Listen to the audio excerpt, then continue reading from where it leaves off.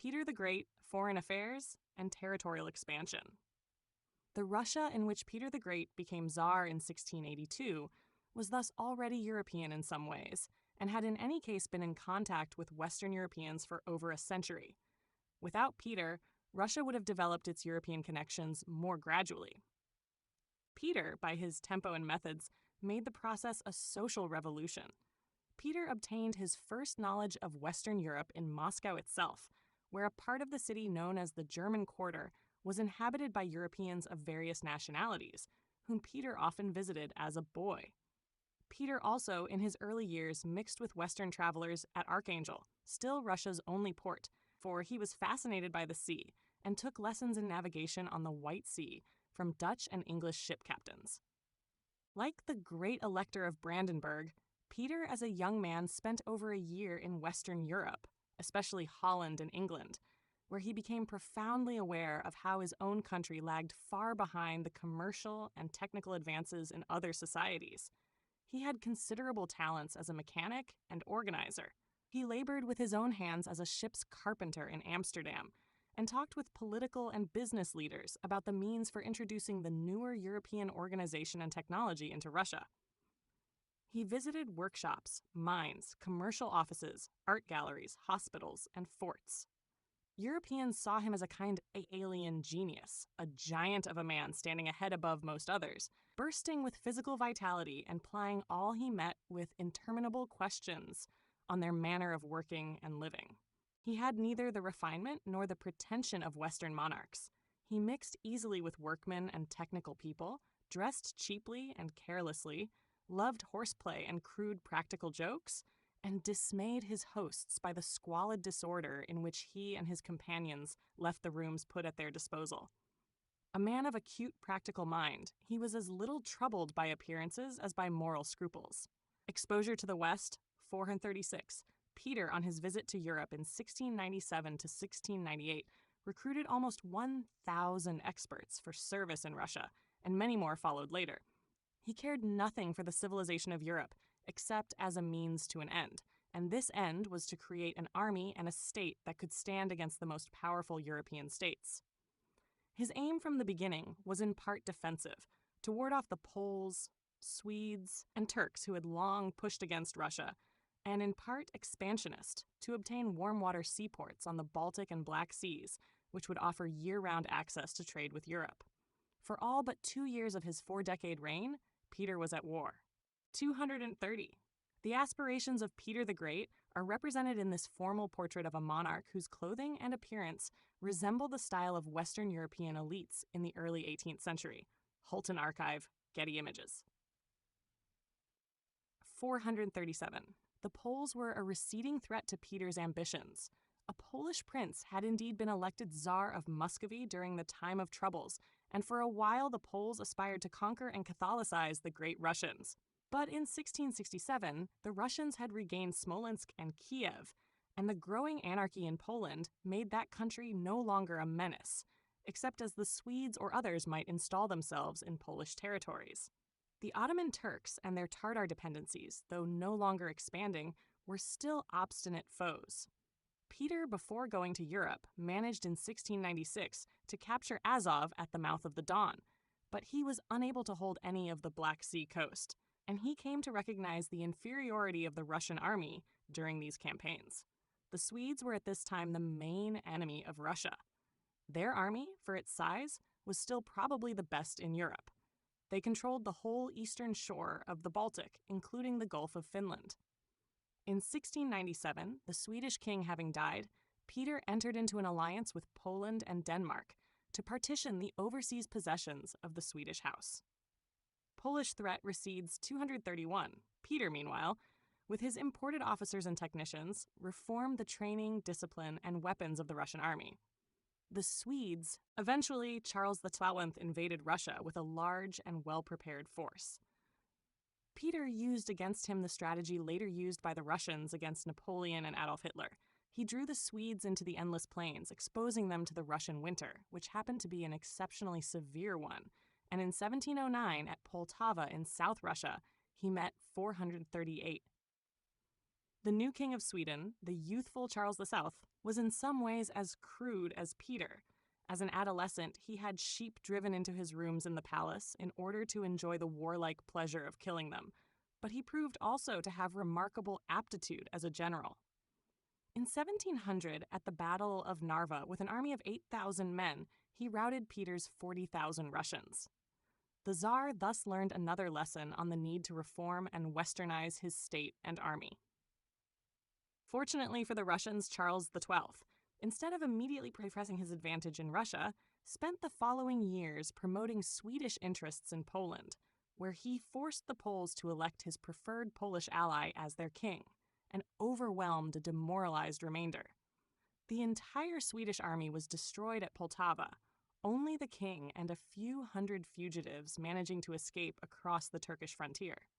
Peter in the next years was thus able to conquer Livonia and part of eastern Finland. He landed troops near Stockholm itself. He campaigned in Pomerania almost as far west as the Elbe. Never before had Russian influence reached so deeply into Europe.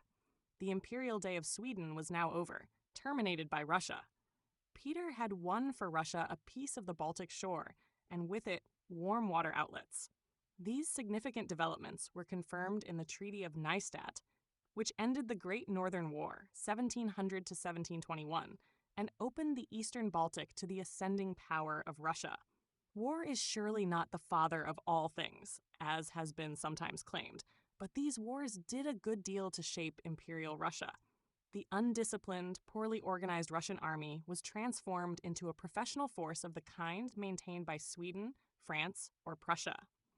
The elite of the old army had been the Streltsy, a kind of Moscow guard, composed of nobles and constantly active in politics. A rebellion of the Streltsy in 1698 had cut short Peter's tour of Europe. He had returned and quelled the mutiny by ferocious use of torture and execution, killing 5 of the rebels with his own hands. The Streltsy were liquidated only 2 years before the Great Russian defeat at Narva. Peter then rebuilt the army from the ground up. He employed European officers of many nationalities, paying them half again as much as native Russians of the same grades. He filled his ranks with soldiers supplied by districts on a territorial basis, somewhat as in Prussia. He put the troops into uniforms resembling those of the Western European armies, and he organized them in standardized regiments. He armed them with muskets and artillery of the kind used in Europe, and tried to develop a new service of supply. War and Imperial Russia. With this army, he not only drove the Swedes back into Sweden, but also dominated Russia itself. At the very time of the Swedish invasion, large parts of the country were in rebellion, as in the days of Stephen 439 Razine, for the whole middle and lower Volga, together with the Cossacks of the Don and Dnieper, rose against the Tsar and rallied behind slogans of class resentment and hatred of the Tsar's foreign experts. Peter crushed these disturbances with the usual ruthlessness. The Russian Empire, loose and heterogeneous, was held together by military might. While the Swedish War was still in progress, even before the decisive Battle of Poltava, Peter laid the foundations of a wholly new city, in territory conquered from the Swedes and inhabited not by Russians, but by various Baltic peoples. Peter named it St. Petersburg after himself and his patron saint. From the beginning, it was more truly a city than Louis's spectacular creation at Versailles, established at almost the same time. Standing at the head of the Gulf of Finland, it was Peter's chief window on the west. Here he established the offices of government, required noblemen to build townhouses, and gave favorable terms to foreign merchants and craftsmen to settle. Peter meant to make St. Petersburg a symbol of the new Russia. It was a new city facing toward Europe and drawing the minds of the Russians westward, replacing the old 232. The founding of St. Petersburg. Internal changes under Peter the Great. The new army, the new city, the new and expanding government offices. All required money, which in Russia was very scarce. Taxes were imposed on an inconceivable variety of objects, on heads, as poll taxes, on land, on inns, mills, hats, leather, cellars, and coffins, on the right to marry, sell 440 capital, Moscow, which faced toward Asia and was the stronghold of opposition to his westernizing program. St. Petersburg soon became one of the leading cities of Northern Europe. It remained the capital of Russia, renamed Petrograd in 1914, until the Revolution of 1917, when Moscow resumed its old role. After the revolution, Petrograd became Leningrad. Its name reverted to St. Petersburg on the eve of the dissolution of the Soviet Union in 1991. Meet, wear a beard, or be an old believer. The tax burden fell mainly on the peasants, and to assure the payment of taxes, the mobility of peasants was further restricted. Borderline individuals were classified as peasants in the government records, so that serfdom became both more onerous and more nearly universal. To raise government revenues and to stimulate production, Peter adopted the mercantilist policies that Colbert had promoted in France. He encouraged exports, built a fleet on the Baltic, and developed mining, metallurgy, and textiles, which were indispensable to the army. He organized mixed groups of Russians and foreigners into commercial companies, provided them with capital from government funds, little private capital being available, and gave them a labor supply by assigning them the use of serfs in a given locality. Mercantilism encouraged serfs in industry. To oversee and operate this system of tax collecting, recruiting, economic controls, serf impressment, and repression of internal rebellion, Peter created a new administrative system. The old organs of local self-441 serfdom, in origin mainly an agricultural institution, began to spread in Russia as an industrial institution also. Serf owners obtained the right to sell serfs without land, or to move them from landed estates into mines or towns, which made it easier for industry in Russia to develop on the basis of unfree labor.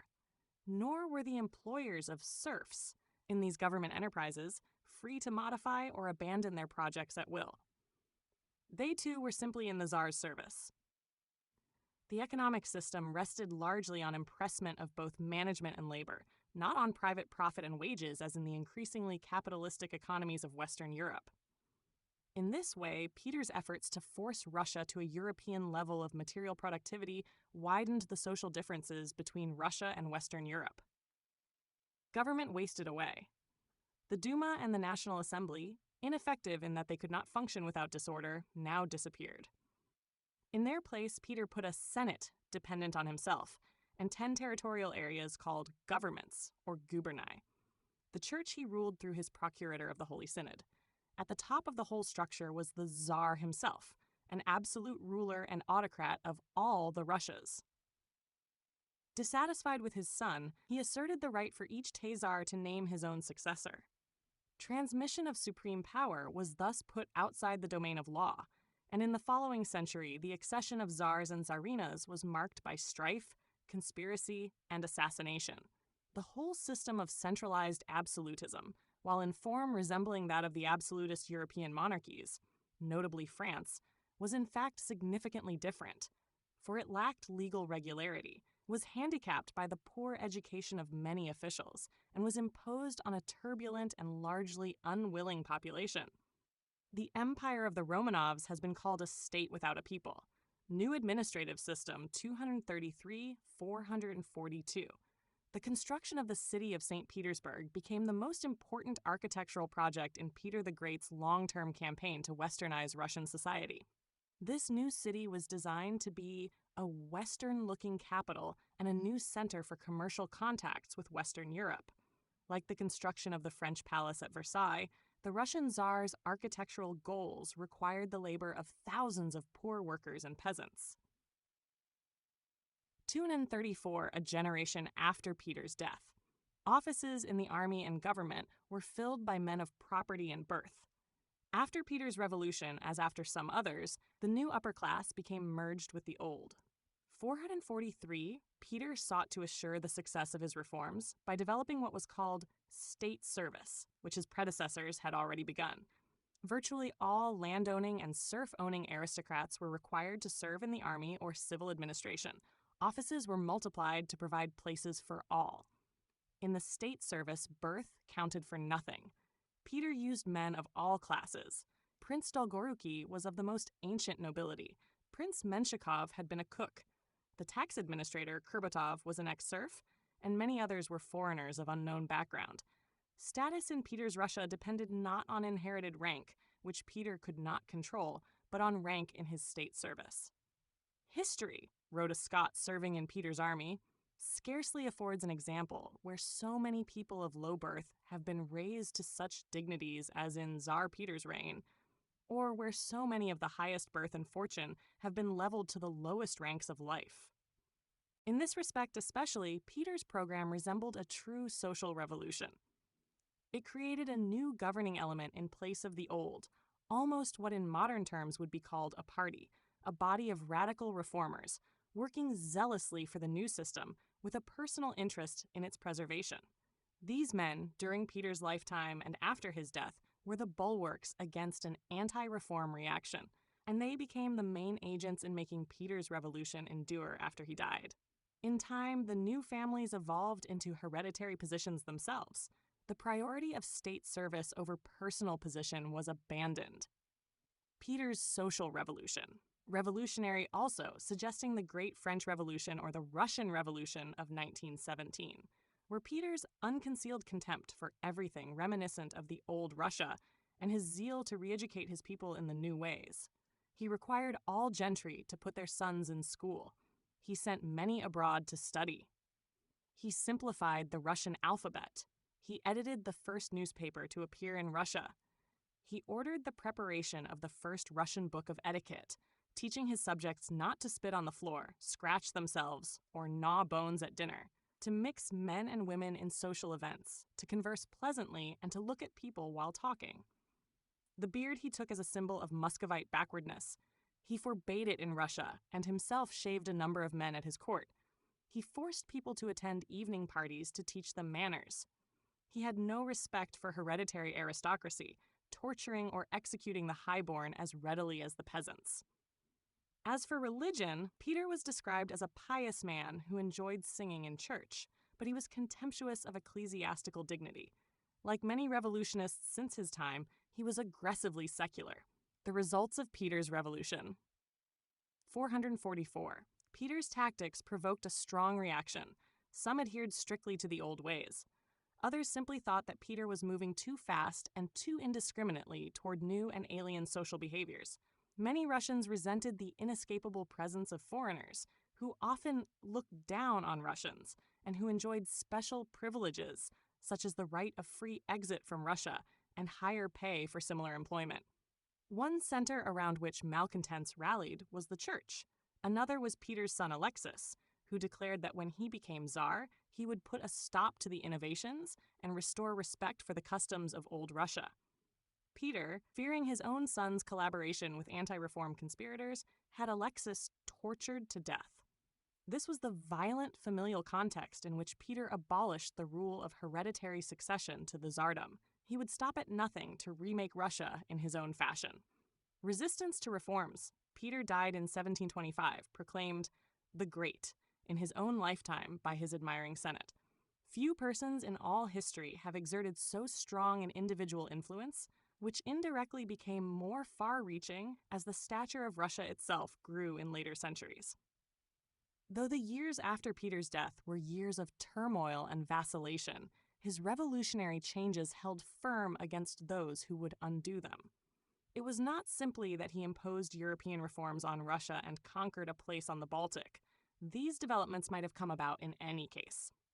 It was his autocratic methods, his impatient forcing of a new culture on Russia, that decisively influenced the future autocratic character of his empire. His harsh methods fastened autocracy, serfdom, and bureaucracy more firmly upon the country. Yet he was able to reach only the upper classes. Many of these became more Europeanized than he could dream, habitually speaking French and living spiritually in France or in Italy.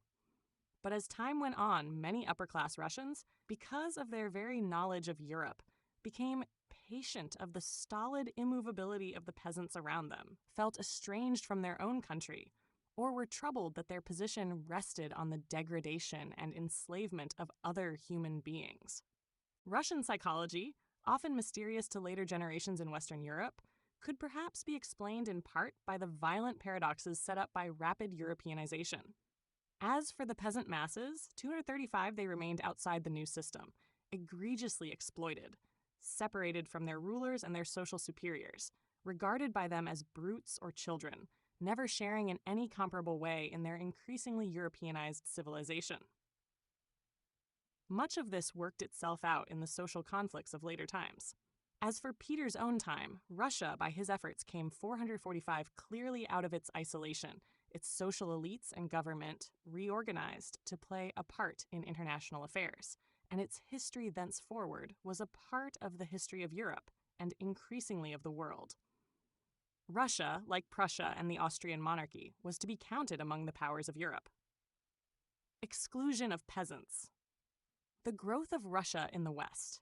At the accession of Peter the Great in 1682, the Russian Empire, expanding from the old Grand Duchy of Muscovy, had almost reached the Black and Baltic Seas. Most of Peter's conquests were in the Baltic region, where he pushed back the Swedes and built St. Petersburg. Under Catherine the Great, 1762 to 1796, Russia took part in the three partitions of Poland and also reached the Black Sea. Tsar Alexander I, 1801 to 1825, thanks largely to the Napoleonic Wars, was able to acquire still more of Poland and annex Finland and Bessarabia. He also made conquests in the Caucasus. In the 19th century, the western boundary of Russia remained stabilized, but additional gains were made in the Caucasus. Russia also spread over northern Asia in the 17th century, first reaching the Pacific as early as 1630. The rising influence of these three monarchies depended in part on their ability to acquire modern weaponry, organize more efficient bureaucracies, and bring new forms of European knowledge into their 446 government institutions. By the beginning of the 18th century, European science and technologies often gave European states a 236 comparative advantage in their economic, political, and military encounters with other peoples or governments, as the ruling elites in Austria, Prussia, and Russia had learned from their own struggles for power in Central Europe. Indeed, the new science would ultimately become one of the most distinctive, transformative forces in modern world history. Science helped to reshape economic production, military strategies, and traditional cultures, as well as imperial conflicts in Europe and around the world. We must therefore look more closely at the ways in which the development of modern scientific thought increasingly influenced the knowledge and control of both nature and human beings.